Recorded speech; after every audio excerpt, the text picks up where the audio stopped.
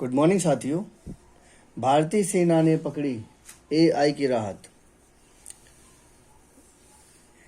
India AI impact समिति 2026 में भारतीय सेना ने अपनी तकनीकी शक्ति और भविष्य की योजनाओं का प्रदर्शन किया है। सेना अब ऐसा डेटा केंद्रित और एआई सक्षम बल के रूप में उभर रही है जो तकनीकी आत्मनिर्भरता और सुरक्षित डिजिटल क्षमता के भारत के दृष्टिकोण के साथ तालमेल बिठा रहा है।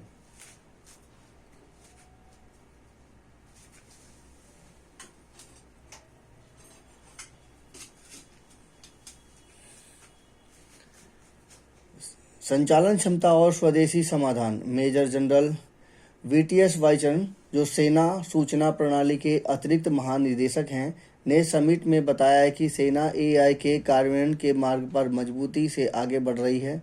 उन्होंने जोर देकर कहा कि सेना केवल तकनीक के पीछे नहीं भाग रही, बल्कि कार्यात्मक तकनीकी को लागू करने पर ध्यान केंद्रित कर रही है। जी हाँ, ये बहुत ही महत्वपूर्ण पॉइंट है कि केवल तकनीकी के पीछे नहीं भाग रही, बल्कि कार्यात्मक तकनीकी को लागू करने पर ध्यान केंद्रित कर रही है। जी हाँ, किसी भी काम को करने के लिए, अपने टारगेट को अचीव करने के लिए तकनीकी तो हमें पता चल गई, लेकिन वो उसमें कितनी सफल है उस बारे में हमें जानने के लिए उसकी तकनीकी को जानना सबसे ही ज़रूरी है, और उसके लिए हमें एआई का इस्तेमाल करना उन्होंने सेना ने शुरू कर दिया है। मेजर जनरल ने कहा है कि भारतीय सेवा कोर प्रौद्योगिकियों को लागू करने की राह पर है। वह केवल बजट पर सफल नहीं है, बल्कि हमारी इच्छा शक्ति और निरंतरता है।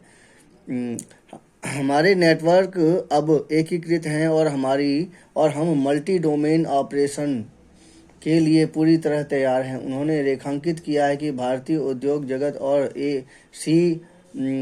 CII के साथ साझेदारी से ऐसी वैश्विक समाधान विकसित होंगे जिससे सीमा पर तैनात सैनिकों व कमांडरों की परिचालन क्षमता में, दक्षता में भारी सुधार होगा। जी हाँ, अगर इससे बेनिफिट मिल जाए तो काफ़ी ज़्यादा फायदा मिल सकता है भारतीय औद्योगिक जगत में। चुनौतियां और सुरक्षात्मक दृष्टिकोण क्या है? जहां एआई के अनेक लाभ हैं, वहीं मेजर जनरल ने इसके नकारात्मक पहलुओं, विशेषकर डीप फेक के खतरों के प्रति भी सचेत किया है। जी हाँ, डीप फेक ऐसी चीज़ है जो किसी भी जीत को भी हार में तब्दील कर देती है। अभी आपने देखा होगा ऑपरेशन सिंदूर में किस तरह से चीन के सहयोग से पाकिस्तान ने किस तरह से फेक न्यूज़ फैला करके भारत के मनोबल को तोड़ने की पूरी कोशिश करी थी।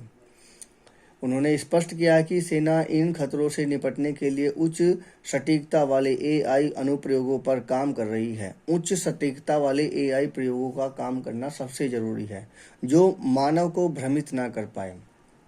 उन्होंने कहा है कि डीप फेक का पता लगाने वाले एआई टूल्स की सटीकता 99.5% से अधिक होनी चाहिए। सेना वर्तमान में विभिन्न ट्रस्ट एल्गोरिदम पर काम कर रही है ताकि डिजिटल सूचनाओं पर विश्वसनीयता बनी रहे। मेजर जनरल ने विश्वास जताया कि एआई, क्वांटम और संचार जैसी तकनीकों के एकीकरण से न केवल रक्षा क्षेत्र बल्कि पूरे देश को लाभ होगा।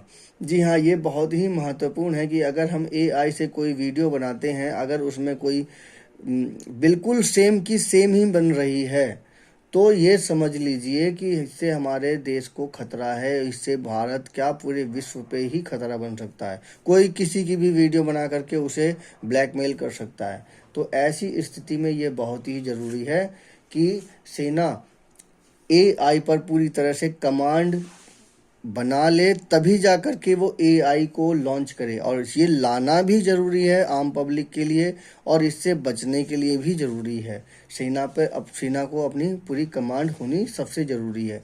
कई ऐसे मतलब कैमरे की डिजाइनिंग या कुछ ऐसे सिस्टम होते हैं जो कि आंखों से, ह्यूमन आई से तो बिल्कुल लगते हैं कि जैसे कि बिल्कुल ओरिजिनल हैं, परंतु वास्तव में उसमें थोड़ी सी अंतर होता है। थोड़ा सा बस यहाँ ध्यान देना है कि कितने परसेंटेज का डिफरेंस हो रहा है। सेना इस चीज़ को अगर ध्यान रखे तभी जाकर के वो सफल हो सकती है। अदरवाइज़ वो ऐप या वो कोई भी कहना चाहिए ऐप हो, क्या कोई चैनल हो या जो भी है सिस्टम, वो पूरी तरह से निलंबित करना पड़ेगा और इससे पूरे समाज पर भी फर्क पड़ेगा। हालांकि एआई आने से बहुत ही ज़्यादा फायदा मिलेगा, लेकिन यहाँ पर सुरक्षात्मक नज़रिए से देखा जाए तो ये बहुत ही ज़्यादा नुकसानदायक हो सकता है। मेरी समीक्षा कैसी लगी कृपया कमेंट कीजिए और बताइए। धन्यवाद।